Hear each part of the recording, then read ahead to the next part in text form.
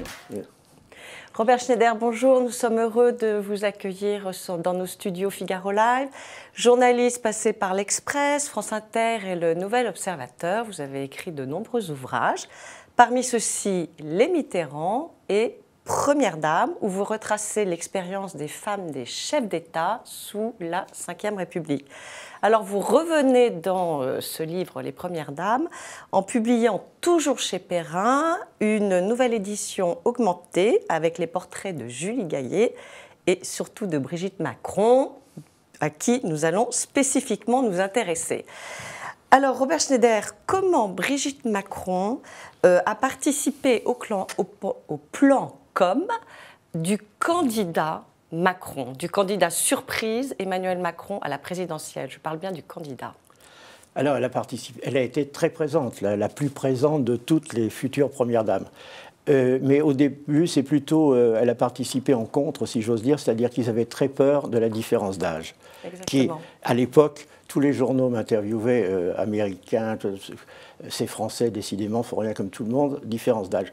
Et pour montrer qu'ils étaient un vrai couple, ils se sont fait photographier, ils ont fait des paparazzes, comme on dit, qui étaient montés, totalement organisés, quitte à faire du people d'ailleurs. Ils ont fait du people, ce qui était plutôt contre, c'était pas trop son genre quand même, ni celui de Macron, mais pour montrer il y avait les fausses rumeurs sur l'homosexualité de Macron, tout ça, ils ont voulu montrer qu'ils étaient un vrai couple, donc du coup elle a été très présente, et elle était très présente dans la campagne. Au point, oui, comment dire, où elle a fait dans Paris Match, où on a dit qu'elle avait dit un peu, elle s'était un petit peu trop laissée aller. Oui. Alors, Macron d'ailleurs a corrigé en disant c'est pas de sa faute, elle n'a pas l'habitude. Ils ont fait une bêtise, voilà. Elle n'a pas l'habitude des médias, mais lui a l'habitude des médias et il avait tout revu. Donc, je pense que c'était pas tellement une bêtise, c'était volontaire. Alors, vous avez parlé de cette différence d'âge. Comment cette différence d'âge est finalement devenue un atout pour Emmanuel Macron? Alors, c'est devenu un atout parce que ils forment un couple atypique, fusionnel parce qu'ils ont vécu dans l'opprobre pendant des années. Ils se sont battus contre tout le monde, contre leur famille, contre la bourgeoisie d'Amiens, et donc ça les a unis vraiment. Alors aujourd'hui, donc, Brigitte Macron est à l'Élysée. Comment vous définiriez son rôle?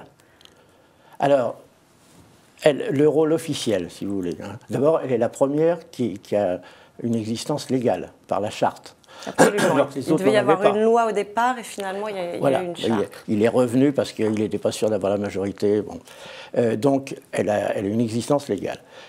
Pour le moment, tout ce qu'elle a fait, ça ressemble assez à ce que faisaient les autres premières dames. Alors je vous prends un exemple.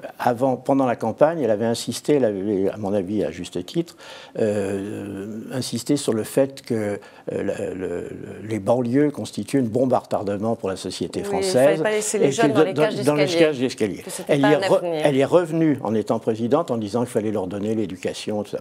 Et, apparemment, elle n'a rien fait. Ses premières visites ont été réservées aux exclus traditionnels que visitent les premières dames, c'est-à-dire les handicapés, les autistes, les enfants malades. Donc, mais si on réfléchit, oui.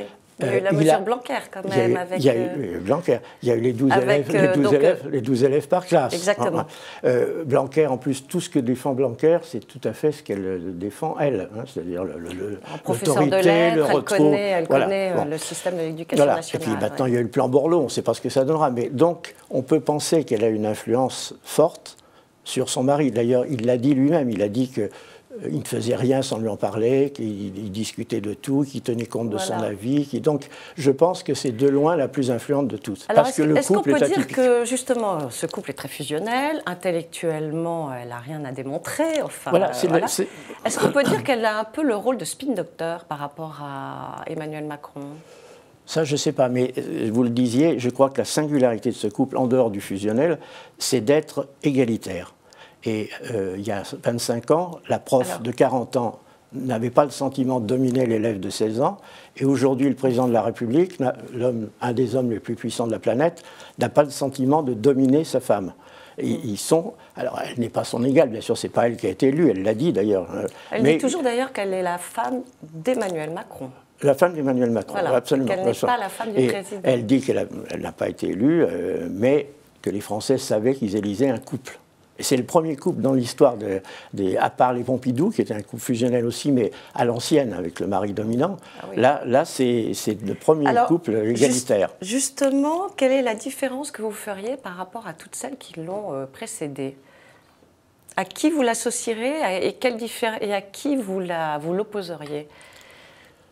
Ben, je l'opposerai à la plupart d'entre elles. Hein. Alors, on peut l'associer un peu à Madame Pompidou, étant donné le côté fusionnel du couple et le fait qu'elle s'intéresse à l'art contemporain. Qu'elle a un peu redessiné, moins que les Pompidou, mais l'Élysée, certains salons. Si ce n'est que les Pompidou n'habitaient pas là toute la semaine, alors qu'eux ont choisi d'habiter à l'Élysée. Ils ont choisi parce que je pense que c'est lui qui a choisi. Enfin, ils choisissent tous les deux, donc ils sont très. Mais ils voulaient l'avoir sous la main, si j'ose dire. Il peut lui parler tout le temps, tous les jours, voilà. Vous dites aussi que par rapport à Carla Bruni, elle a un côté un peu rebelle aussi, comme Carla Bruni. Vous l'associez un petit peu à Carla Bruni? Oui, mais alors Carla Bruni elle a été très rebelle toute sa vie avant de connaître Sarkozy, mais quand elle a été première dame, elle a été d'une discrétion absolue et même un style un peu nunuche, comme mon mari tout le temps. Elle ne fait pas ça, Bon, et elle fait pas non plus, elle ne rentre pas dans le rôle politique de Madame Mitterrand, par exemple, qui non, elle faisait ni énormément. Madame Chirac, qui sont les deux qui ont fait.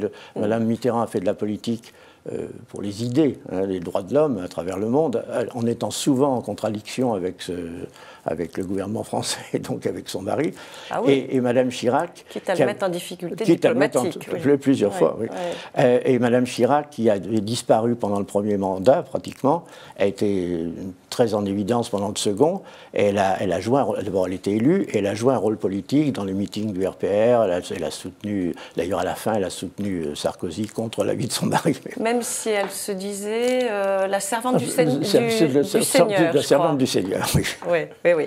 Alors, on a vu que la popularité d'Emmanuel Macron avait un petit peu baissé en octobre et celle de Brigitte Macron reste toujours très élevée. Comment vous expliquez cette popularité? Je crois que ça tient d'abord à sa personne. Elle est naturellement sympathique. Tous les gens qui l'abordent, qui la connaissent, sont sous le charme. Elle est naturelle, elle la joue pas, si j'ose dire. Hein. À la manière dont elle exerce sa fonction, elle est très présente à côté de son mari, mais discrète.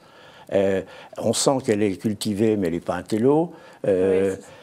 Et puis, elle a su, par sa vie, elle séduit un peu tout le monde. C'est-à-dire que les gens de gauche, entre guillemets, sont séduits par la femme qui a brisé les tabous de bourgeois, d'Amiens, de sa ville, tout ça. Bon. Les gens de droite sont séduits par le fait qu'elle dit qu'elle est de droite, qu'elle a voté Sarkozy, qu'elle a abandonné son métier, qu'elle adorait poursuivre son mari. Donc, elle plaît un peu à tout le monde. Oui. Alors, dites-nous un petit peu comment elle fonctionne à l'Élysée. Donc, elle a un bureau. Elle a un bureau. Qui est installé... Dans l'aile Madame, comme toutes, ont été plus ou moins. Il y en a qui l'ont peu fréquenté, le bureau, mais elle y est assez présente, elle répond à son courrier, qui est le courrier le plus abondant. Très nombreux. Très nombreux, c'est le plus abondant. Voilà. Le plus nombreux, mais elle a moins de personnes dévolues Alors, beaucoup moins. que les autres. Elle a 2 collaborateurs, plus 2 ou 3, je ne sais pas, secrétaires. Alors que, par exemple, Carla Bruni avait 8 collaborateurs et Mme Chirac en a eu jusqu'à 20. Donc, pourquoi Mme Chirac en a eu plus Vous savez, il y avait les pièges jaunes, et puis Mme Chirac, c'était de loin la plus dépensière de toutes. Pour elle, c'était naturel. Elle était là, Elle ne regardait pas. Elle ne regardait pas. Alors, toutes les premières dames dont vous brossez le portrait ont toutes dit qu'elles avaient été très malheureuses à l'Élysée. Pensez-vous que Brigitte Macron va échapper à cette malédiction ? Alors, pour le moment, oui. Pour le moment, oui. Elle semble s'épanouir, alors que les autres, effectivement, vivaient leurs conditions comme un enfermement, épiée. Alors, elle aussi se sent épiée. Elle a très peur de la presse, par exemple. Elle ne voit pratiquement pas... Elle a donné une grande interview à elle, et autrement, elle ne voit pratiquement pas de journalistes. Elle a peur de nuire à son mari en même temps, l'image est très, très, très importante. Quand on les a vus tous les deux aux États-Unis, avec le couple Trump, tout passer par l'image. Oui, oui, bien sûr, voilà. bien sûr. Mais je vous dis, elle fait peu de déclarations publiques. Et elle est effectivement populaire, c'est incroyable. De la presse du monde entier la salue, c'est une espèce d'icône mondiale. Le président de la Banque mondiale lui a dit récemment, vous êtes la femme la plus connue au monde aujourd'hui. Ouais. C'est étonnant. Et vous dites que même en Chine, il y a eu beaucoup de reportages, de tweets sur les réseaux. Énormément. Alors, il y a parfois des reportages un peu, par exemple, la presse britannique, là, un peu, je ne sais plus quel était le journal britannique, qui disait, bon, avec ses cheveux peroxydés, son allure, et tout ça, elle ressemble plus à un membre du Club Méditerranée qu'à un ancien prof. Oui, parce qu'à un moment, il y a eu des critiques sur des choses très, très futiles, par exemple, la longueur de ses jupes, qui était passionnante, n'est-ce pas? C'est une des seules critiques, vraiment, qu'il y a eu. Elle est peu critiquée. Donc, c'est là tout Emmanuel Macron. Oui, bien sûr. Bien sûr, et vous avez vu, comme vous le disiez, elle ne plonge pas du tout dans les sondages, alors que lui a des moments de difficulté. Bah écoutez, merci beaucoup pour cet échange. Merci à vous. De nous avoir permis de connaître un petit peu plus Brigitte Macron. Merci. Au revoir. Au revoir.